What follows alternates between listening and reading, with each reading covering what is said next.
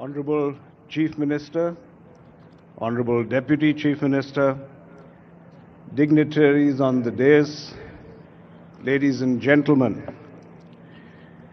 Gaurava Sabaku Namaskaram.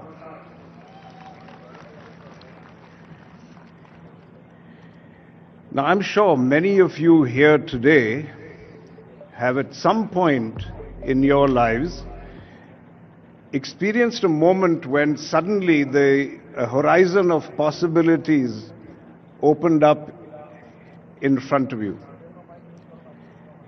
And I believe that nations and states also experience such moments.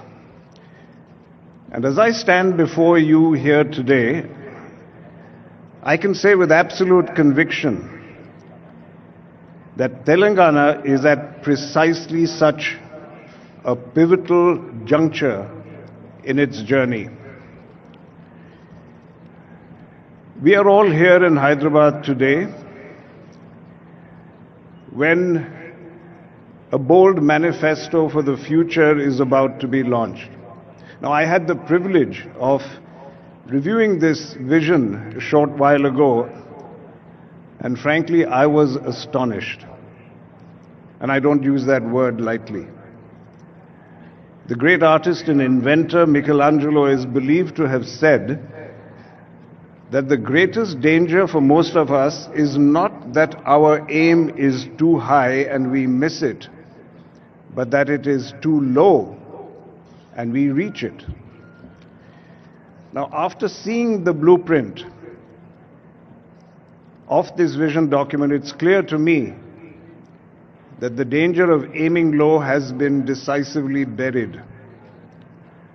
This has got to be one of the most ambitious and genuinely people-centric visions I have ever encountered, not just in India, but globally. Equally impressive is not just the scale of ambition, but the depth of its foundation. And I want to emphasize that this vision was co-created.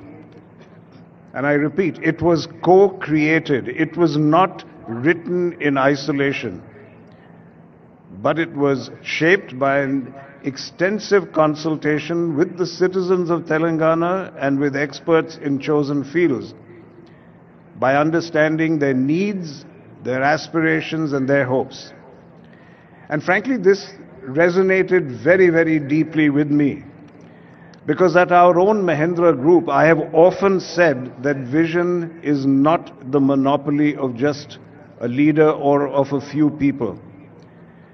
And history has shown us that dreams which become reality are dreams which are shared, which are co-created. Because when people participate in designing their own future, the odds of success rise dramatically. And going further, when policy is shaped along with purpose, the impact is multiplied. And so I was so pleased to see that this vision, which has youth at its core, women as economic leaders, and sustainability as a non-negotiable foundation, well, that's a powerful embodiment of that purpose and that belief. So I want to compliment you, Chief Minister, and to your entire team for following this very inspiring process.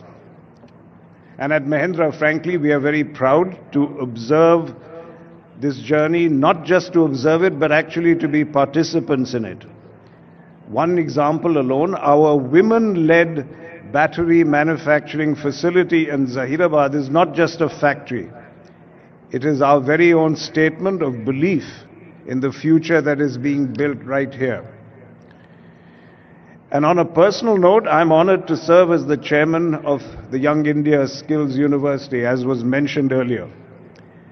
Now, I have to confess, when the Chief Minister first asked me, I was very hesitant, as you will recall.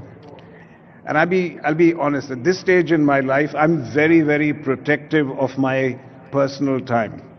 And I had planned really to focus all my energies on Mahindra University, which is right here in Hyderabad, and on other educational initiatives that I had already committed myself to.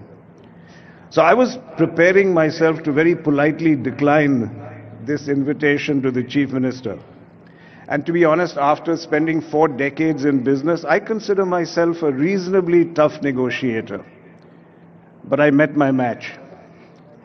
The Chief Minister listened, he smiled, and then he presented a case which made it impossible for my conscience to walk away. You clearly are someone who doesn't take no for an answer. The Chief Minister, to be honest, saw that the Young India Skills University was not just about Telangana, but about India's future. That clarity of purpose turned the request into an offer that frankly I could not refuse. And since accepting this role, my conviction in this role has only deepened. And let me explain why. We are living through a digital tsunami. Artificial intelligence dominates global conversations, and it's often accompanied by fear of what AI and the future will bring. But I want to take a contrarian view. I believe that the more digital the world becomes, the more valuable the human touch will be.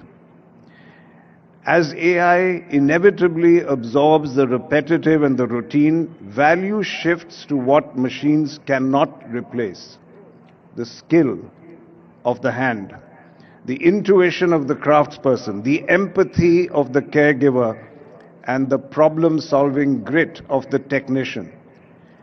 And just look around at many developed countries today and developed economies. Their challenge is not a lack of capital or technology. It is really the hollowing out of skilled real-world talent. They have a surplus of managers, but they have a shortage of makers. Nations are built not only on the cloud, but firmly on the ground. And happily, Telangana is choosing a different path. Through this Young India Skills University, we are asserting that blue collar is the new gold collar. We are preparing a workforce that is not threatened by AI, but which is going to be indispensable despite AI. And to help shape such a generation, one that can serve India and a world hungry for skill, well, that's a privilege that I rank amongst my highest. So thank you, Chief Minister, for making me part of that mission. And to the people of Telangana, I must tell you, the Mahindra Group is not going to be a bystander. We will stand with you as you turn this distilled ambition of your people into prosperity. Thank you, and dhanyavadamulu.